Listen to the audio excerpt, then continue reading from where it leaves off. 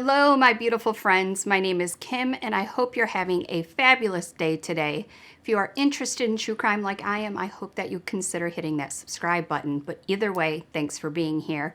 This case starts with a brave woman whispering into a phone with the 911 operator that she was held captive and didn't know exactly where she was. It was a race for time as her captor, Shawn Grate, was sleeping right next to her. She knew she was in danger, but she had no idea exactly what Shawn was capable of, and it was way more than kidnapping. Before we talk about this awful, awful man, let's take a minute to talk about today's sponsor. Thanks to Established Titles for sponsoring today's video. You guys know I love Established Titles. Thanks to all of you that are supporting the channel and have already ordered your certificate. Established Titles is so fun and it puts a smile on your face because they take the old Scottish custom that anyone who owns land, you are considered a lord or a lady. Therefore, Established Titles offers you to buy land. And what is cool is it's 1 square foot of land ownerships give you the title of lord or lady. I got one for myself, and I think this is the perfect gift to the person that is so hard to buy for because they have everything, or a young one that's into princesses and castles. I got one for my granddaughters. I'll show you them again because I'm a little shameless, but more proud. I just hope it puts a smile on their face when they show it off to their friends. You can put Lord or Lady in front of your name on credit cards or plane tickets. Just imagine your flight is delayed and you are having a hard time getting them to rebook. You can tell them, did you know I was Lady Kimberly Flower?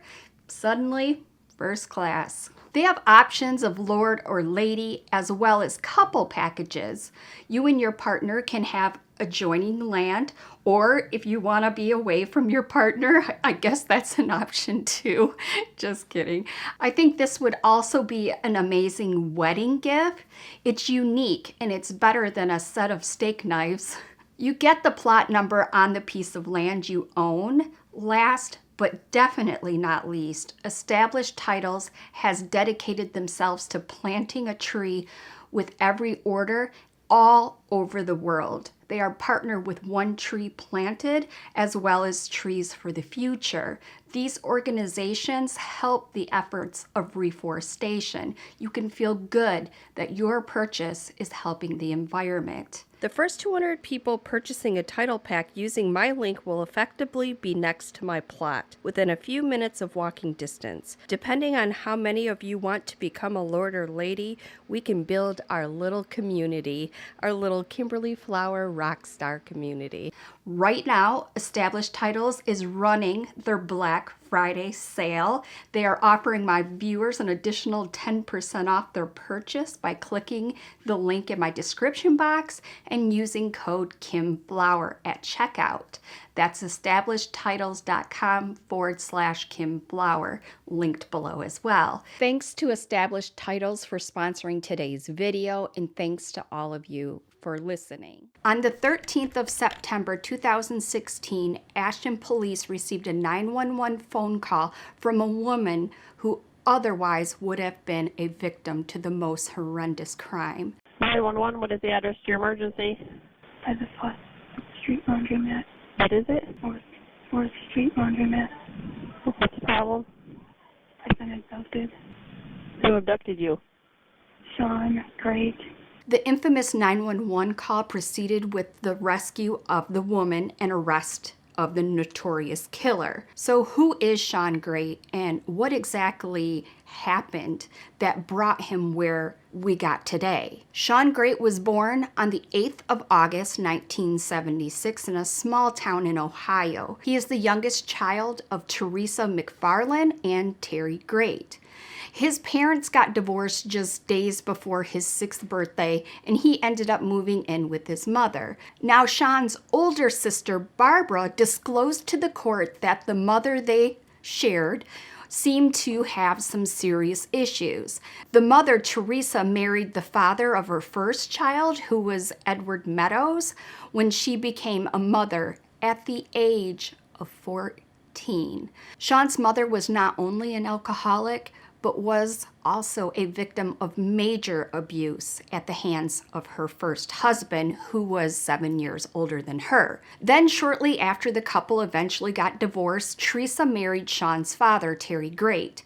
Barbara made a comment saying that her mother was emotionally detached. She wasn't connected to anything, especially her children. Her marriage to Terry Grate was described as on and off again, with Barbara going missing on Fridays.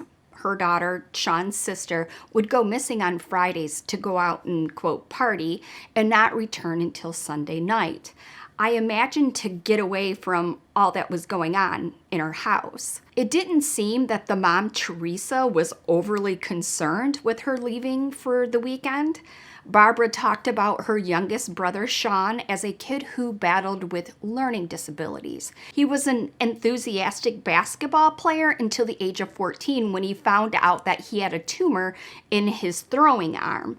After having surgery for it, he never resumed playing at all. Dr. John Fabin, the clinical psychologist who evaluated Shawn, told the court that he had a tumultuous and catastrophic home environment and had early fantasies about killing his mother. Shawn Grate was a popular teen when he grew up in Marion, Ohio, and was liked by many girls. He was charismatic and always had a smile on his face, which did a great job of masking the anger, jealousy, and simmering violence within, at least for a while, because the facade did not last long. He was arrested when he was 18 years old. He apparently was yanking his then girlfriend by her throat, and then he was arrested again a few years later after having broken into his 17-year-old girlfriend's house, who, by the way, was pregnant at the time, and he started choking her. And it didn't stop there. It seemed like he had an obsession with breaking and entering.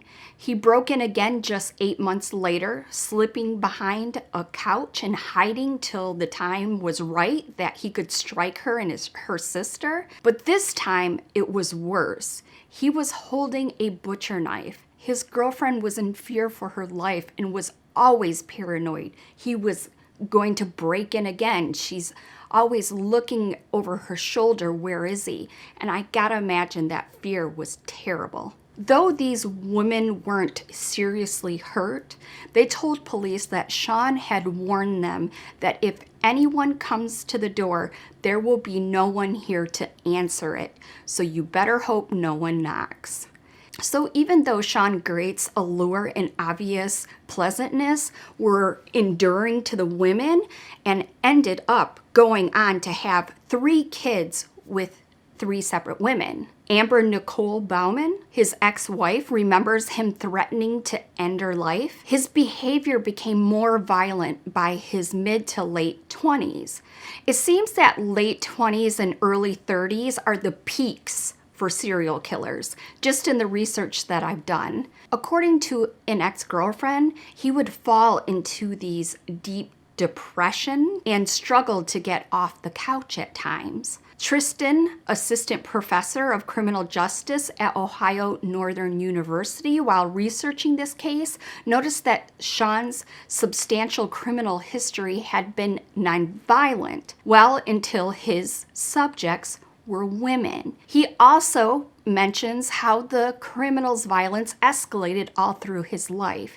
He went from choking one woman to choking another while wielding a knife. Shawn was escalating to the brink of destruction.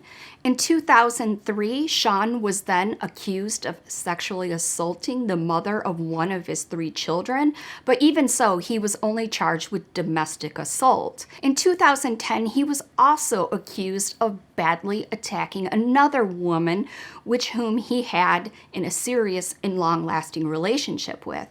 It was becoming increasingly obvious that Shawn Grate saw a woman as a commodity to be exploited. His anger towards women was boiling over. When he moved on and started to date Christina, the couple was happy and content. Well, that didn't last long. Shawn couldn't seem to keep his true colors hidden for long. Not only did he become aggressive, controlling, and bitter, but he also showed his girlfriend a dark side to him. He was cold and indifferent towards this befuddled girl. Grate once repeatedly punched his partner in the face and seized her by the throat, which checks out because strangulation was his preferred approach. Shawn was then arrested and sentenced to 180 days in jail for that attack. Clearly a repeat offender, but he gets a small sentence of 180 days? I don't understand it at all. But there was much more to his struggles than just his romantic relationships. When Shawn asked his friend for a loan, which his friend turned him down, he sent his former buddy an unnerving text which read, "Meet the other me. That will be more haunting as you know more." This prompted him to then float around Mansfield, bouncing from women to women, reaping the benefits of their kind natures and goodwill offerings. Instead of trying to work, Grate saw a woman as a free meal ticket. He met his first two victims, Rebecca Lisi and Candace Cunningham, around this time. Rebecca was a sex worker, and when her body was recovered in March of 2015, it was determined that she died from an overdose. Her tragic death, however, was not an accident. Then there was Candace Cunningham, who lived in Mansfield with Shawn before she went missing in 2015. The police couldn't come up with any results at the time. Shawn was the only person who knew where Candace was. On the day of his arrest and in custody, he eventually led the police to her body. And I carried her across the creek. She was pretty alive. Yeah. It seems like though after she died, it was a lot heavier. Is that normal? There's a case from out in the county, meaning that we found a girl. Rebecca Lacey. Yes, sir. I had problems with her once. She was found laying behind a burned down house in Richland County. Shawn Grate's violence and wickedness was about to be magnified with his next victim, who would also be his last. Police have not identified her name, and they refer to her as Jane Doe, so I'm going to respect that and do the same. Jane Doe, who had known Shawn, the evil man, from playing badminton with him around her apartment complex. But once he had her trust, Grate morphed into the violent monster he'd subject dozens of other women to. On the day she was kidnapped, she met him at her apartment, and the pair went for a walk back to his house. Shawn and his victim were reading the Bible. They were reading Bible verses when he told her, out of nowhere, that you can never leave. He locked her up in his apartment and compelled her for days of rape and torture. Bible verses to just when I think I've heard it all, here we go. This poor woman claimed she was sexually abused in every way imaginable, while her hands were bound and tied to the bed. The evil man barely slept the first night of Jane's captivity, leaving no chance for her to escape. Grate eventually passed out after another day of torture and abuse. So this went on for 2 days. But then Shawn just fell into this deep sleep. He hadn't slept for 2 days, so now he's like out. Jane Doe was so freaking brave. She saw this as her chance to get away, so she reached over her sleeping capturer, torturer, Shawn, as quietly as she could, picked up the phone and dialed 911 while still partially constrained. She spoke as quietly as she could in order not to wake Shawn up. Where's she at now? Asleep. Where's she sleeping at? In the bedroom. In what bedroom? There's 2 houses right by the laundry street. And it's in one of those houses. But you're at the laundromat? No, I'm in the bedroom with them. You don't know what color the house is? No. Please hurry. Does he have a weapon? He's got a taser. Is there any way you can get out of the building? I don't know without waking him, and I'm scared. Is there a bathroom in the house? Well, his bedroom is closed, and he made it so it would make noise. But if you told him you had to go to the bathroom, he would do something to you? Yeah, because he had me tied up. So are you tied up now? Well, yeah, but I kind of freed myself. How much longer? Do you hear any officers outside? No. Okay, they're in the area. Can you get up and see if you can get out? I'm afraid of waking him. Are you laying down? No, I'm standing right by the bedroom door. And you can't open it? What? Can you open it? I'm afraid without making noise. Okay, I can hear him. You hear him? Yes, I do. Okay, do you think you can get out? Yeah. But there was more to it than anyone could have imagined. When the police arrived, they actually found more bodies. Shawn Grate had been brutally killing the women who dared to trust him, and a few of them were rotting away in his house where he was squatting. Can you imagine? Jane Doe was days away from being a rotting, decomposing body like the others that were in that house. It wasn't even his house. He was basically just squatting there. He didn't work. He didn't have money. It is just wild. I cannot believe it. They broke down the door and cuffed Shawn, and Jane Doe was freed from the bed. There were tears of fear and relief. Shawn was then arrested and taken into custody for questioning. 2 bodies were found in the house. One was Stacy Stanley, who was 43, and was reported missing a week earlier. Then there was 29-year-old Elizabeth Griffin, who was reported missing a month before she was found. Both women were killed by strangulation. Shawn's perverted web of manipulation and murder, which he had spent the majority of his adult life weaving. In the time after his arrest, Shawn was initially reluctant to provide any information to the police, frequently clamming up and responding incoherently. But even so, after repeated interrogation, he confessed to his long list of atrocities. Shawn led police to Cunningham's body, which was discovered behind the burned down house in Richland County. He even told police he had choked Rebecca to death in the bar after she stole $4. $4. Come on. Ridiculous. But he killed others for no reason, so I guess I should not be surprised, but geez, $4? Shawn also claims to be the murderer of yet another woman whose body was found in Marion County in 2007. He told the cops that he thought her name was Dana.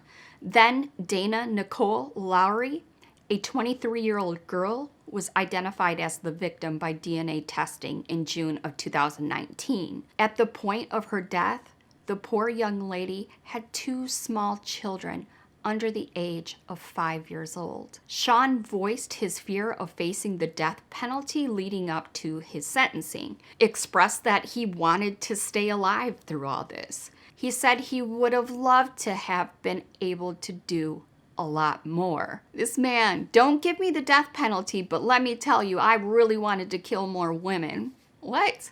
And then he goes on to say, quote, but I wouldn't have been able to get away with it. He is a sick man indeed. He was regularly locked up for them in the jail, but only for brief periods of time. Shawn did, however, which I didn't mention, had a criminal record because in 1996, at the age of 20, he and a juvenile offender were both arrested for felony burglary. He was freed in late 1997 after having served only 7 months of a 4-year sentence. The 1999 incident in which he threatened his pregnant girlfriend with a knife resulted in a felony charge, which resulted in a withdrawal of his parole for the burglary charge, and he was sent to prison to finish up the rest of his 4-year sentence. This is the longest sentence that Shawn, the criminal, would serve before being arrested in 2016 for the murder and abduction. The serial killer was released from prison in 2003 and would remain free until that chilling 911 call from his last victim of violence in September of 2016. Even when Shawn Grate's past criminal record is set aside from as a person who knows him in years that led up to this ultimate arrest, paint a picture of a mentally disturbed man. This included his wife. Shawn married Amber Bauman shortly after the couple began dating in 2011. Grate's now ex-wife described him as a loving person who very soon became dominating and violent. Despite the fact that they had a child together, Amber filed for divorce in 2012. She was soon granted a restraining order against her violent ex-husband, and rightfully so. He told his wife and the mother of his child that he was preparing for the grand finale, and then he would go on to say, "If I can't see my daughter, then no one will." He'd very often find people who were vulnerable or kind at heart that would fall for Shawn's ruses. One Ohio landlord stated he saw Shawn trying to persuade many of his female tenants to let him live with them. And let me tell you, he was not spared by his mother at all. Teresa McFarlane didn't hold back in a 2016 interview with the British tabloid. Despite her faults as a mother, according to the Mansfield News Journal, her interview with the UK Daily Mail was the only time the criminal's mother spoke with any media outlet. But what she spilled about her son was disturbing, to say the least. She made a point of saying her son was good looking, but she also said the devil had that quality. Teresa also said her son could charm the pants off of anyone. She pointed out that just because her son didn't have the devil's horns or his tail didn't mean he couldn't be a league of his own. In no way does that monster deserve any ounce of love from his mother, but to hear a mother speak about her son that way, to hear her say that her son works for the devil himself, it's chilling, honestly. His mother, who lived in a rural area near Ashland, Ohio, continued to speak more, even comparing Shawn Grate to other well-known serial killers. She explained that nothing they do makes sense and that there could be more of them out there. When people go on rampages like this, you look at people like Ted and Jeffrey and try to see all the brain malfunctions as it doesn't make sense. But it does happen. She said that the devil does reign. But why do you think someone can do such horrific things and inflict these kinds of pain on people? There seem to be an infinite number of motives that drive a serial killer to kill. Even so, Shawn Grate's ambition stands out among his killer peers. Shawn disclosed that the abuse is the reason why he killed his victims in a handwritten letter to a reporter. While incarcerated, he claims to have a point of clarity. He's woken up and he has a point of clarity. I can't say I'm normal, but I know right from wrong. And mainland, just if I cause any hate, bitterness, and then all of any of you can work on that. He was writing that he has a clear vision of why he had to kill his victims. He wrote that the women he killed were on government assistance and that the government aid had taken each woman's mind. He was living off of them, but he was mad at them because they got government assistance. I think that Shawn needs to wait for a clear vision because this one is off. He continues in his letter that they were already dead with only their bodies floating around wherever they could, but their minds were already dead. He claimed that once they started receiving monthly checks, their minds were taken. He's a weirdo. He doesn't make any sense. interestingly, Shawn admitted in his letters that he had once received government checks and was clearly bitter about the amount given to him. He complained that while his monthly wage was less than $200, one of his victims was once paid nearly 4 times the amount he was getting.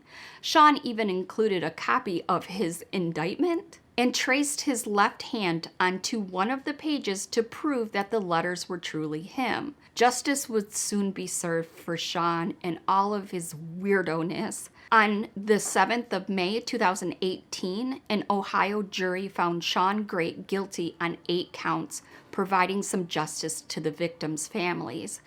These included 2 counts of aggravated murder and 1 count of kidnapping for Elizabeth, 2 counts of aggravated murder and 2 counts of kidnapping for Stacy, and 1 count of aggravated murder for Stacy. And then he was charged for some more stuff as well, but you get the picture. And less than a month later, on the 1st of June, Court further orders that each of the death penalties be carried out by appropriate authorities on September 13, 2018, which would be the 2-year anniversary of Mr. Grate's discovery. Unfortunately, his days in court were far from over. Prosecutors charged Shawn with 3 more murders based on his jailhouse interview. He was sentenced to life in prison without possibility of parole for those crimes. So he got death and life. I guess the family wants some closure and they want justice, but if you're already getting death, I don't know. But anyways, after unsuccessfully trying to appeal his death penalty, the monster Shawn Grate is now rotting in jail, spending day after day waiting for his execution. Thank God Jane Doe was able to stop him, no telling what kind of victim count he would have had if he was still free. Let's leave a purple heart for all of his victims and the hero Jane Doe. Her braveness saved her life and many others. Thanks to all my channel members and my Patreons who continue to support me. Their names are on the screen. If you would like early access to new videos or decide the cases I cover next, you could do so by clicking the join button from your desktop, or there's a video in the description box on how to do it from your phone. Well, if you guys have made it to the end, you guys are rock stars, and I love you to death. There are more true crime videos in my Crimey Cases playlist for you to check out. Stay safe, my loves, and remember, if you see something, say something, and I'll see you in the next one. Bye.